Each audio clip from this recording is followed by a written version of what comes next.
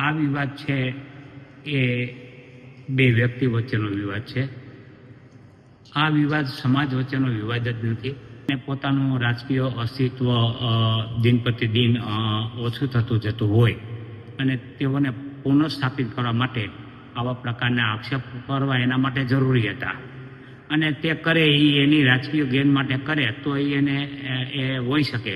સાહેબ, જે વિવાદ ખાસ કરીને સામે આવ્યો છે, વિવાદને આપ કઈ રીતે જોઈ રહ્યા છો? આ વિવાદ છે એ બે વ્યક્તિ વચ્ચેનો વિવાદ છે. આ વિવાદ સમાજ વચ્ચેનો વિવાદ જ નથી. આને એક સમાજ વચ્ચેના વિવાદ તરીકે ઉપસાવવામાં આવી રહ્યો છે. ખોડલધામના અને સરદારધામના ટ્રસ્ટીઓ ઉપર આપ નજર નાખશો તો તમામ ટ્રસ્ટીઓ સમાજના શ્રેષ્ઠીઓ છે, સમાજને કંઈક આપનારાઓ છે, પોતાની બૌદ્ધિક અને આર્થિક યોગદાન પણ સમાજને આપી રહ્યા છે. તે વચ્ચે ક્યારેય ઝઘડો હોઈ શકે નહીં અને ઝઘડો છે પણ નહીં. આ બંને વ્યક્તિઓ છે એમાં એક પીઆઈ છે પાદરિયા સાહેબ અને સામે પક્ષે એક્સ કોર્પોરેટર છે. આપ જાણો છો કે પીઆઈ કક્ષાના વ્યક્તિ આ રીતે હુમલો કરે એવી શક્યતાઓ નહીવત હોય છે.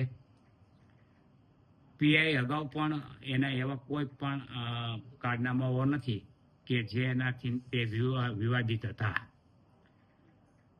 આ પીઆઈ જાણવા મળ્યા અનુસાર અને જે વિડીયો સીસીટીવી પ્રસારિત થઈ રહ્યા છે સોશિયલ મીડિયામાં, તેમાં બંને વચ્ચે ઝપાઝપી થઈ છે. આ ઝપાઝપીને વધુ સ્વરૂપ આપી અને ખૂની હુમલા તરીકે ખપાવવામાં આવી રહ્યો છે. તે પણ મારી દ્રષ્ટિએ ગેરવ્યાજબી છે. આની ઈજા અંગેની પણ તપાસ થવી જોઈએ. બંને વચ્ચે જે મારામારી થઈ છે એના વિડીયો પરથી પણ એવું સાબિત થાય છે કે આ જે પ્રકરણ છે બે વચ્ચેનું છે, સમાજનું નથી. તેમ છતાં સમાજને આમાં વચ્ચે લાવવામાં આવી રહ્યો છે તે દુઃખદ છે. ખાસ કરીને જયંતિભાઈ સરદારે ગઈકાલે આક્ષેપ કર્યો છે કે નરેશ પટેલના ઈશારે મારી ઉપર હુમલો થયો છે. નરેશભાઈનું ચરિત્ર કોઈ દિવસ એ પ્રકારનું રહ્યું નથી, વાણી વર્તન રહ્યા નથી. તેમ છતાં નરેશભાઈ ઉપર આ પ્રકારનો આક્ષેપ આપ કઈ રીતે જુઓ છો? સર, તેઓ પોતે એક જમાનામાં કોર્પોરેટર તરીકે હતા અને પોતાનું રાજકીય અસ્તિત્વ દિન પ્રતિદિન ઓછું થતું જતું હોય અને તેઓને પુનઃસ્થાપિત કરવા માટે આવા પ્રકારના આક્ષેપ કરવા એના માટે જરૂરી હતા અને તે કરે એની રાજકીય ગેન માટે કરે તો એને એ હોઈ શકે. બાકી નરેશભાઈ છે એ આવા ઉદ્ધતતા કક્ષાના આ નિર્ણયમાં કદી પડે નહીં.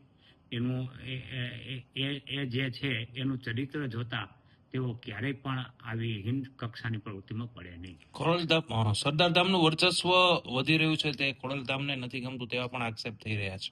ના, એવું નથી. સરદારધામનું વર્ચસ્વનો પ્રશ્ન કે ખોડલધામના વર્ચસ્વનો પ્રશ્ન નથી.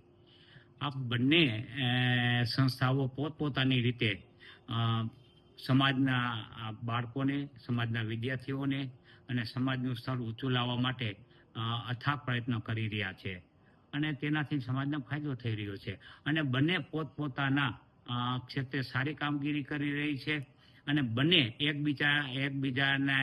બીજાના વિચારોની આપલે પણ કરી રહ્યા છે. એટલે એવું કારણ નથી કે બેયની હરીફાઈ હોય. આમાં હરીફાઈ હોય જ નહીં. આ કોઈ ધંધો નથી, આ સામાજિક પ્રવૃત્તિ છે. એટલે એમાં હરીફાઈનો પ્રશ્ન નથી, પરંતુ એકબીજાની કાર્યશૈલીથી વાકેફ થઈ અને એકબીજા ઉભરી રહ્યા છે તે બાબત ચોક્કસ છે. આપને કાયદે આઝમનું પણ વિરોધ મળ્યું છે, જે એફઆઈઆર રજીસ્ટર થઈ છે. તેની અંદર આર્મ્સ એક્ટની કલમની ક્યાંય ઉલ્લેખ કરવામાં નથી આવ્યો અને તેમ છતાં 307 લાગી છે, એટલે બીએનએસ ની કલમ હાલની 309 લાગી છે. આને આપ કઈ રીતે જુઓ છો? સર, આ કલમ આપ જાણો છો કે એફઆઈઆરમાં જે ફરિયાદી છે એને આ કલમ નોંધાવેલી છે, પણ એની સામે પુરાવાઓ જો જોવામાં આવે, પુરાવાનું મૂલ્યાંકન કરવામાં આવે પ્રાથમિક રીતે, તો પણ આ ફરિયાદ છે એ એવી ગંભીર પ્રકારની કે જીવલેણ હુમલા પ્રકારની છે જ એમાં તત્વ છે જ નહીં. તેમ છતાં કોઈ પણ દબાણને વશ થઈને ફરિયાદ લેવામાં આવી હોય તેવું મારી દ્રષ્ટિએ જણાય છે. બાકી આ ફરિયાદમાં એવું કોઈ તથ્યતા જોવા મળતી નથી.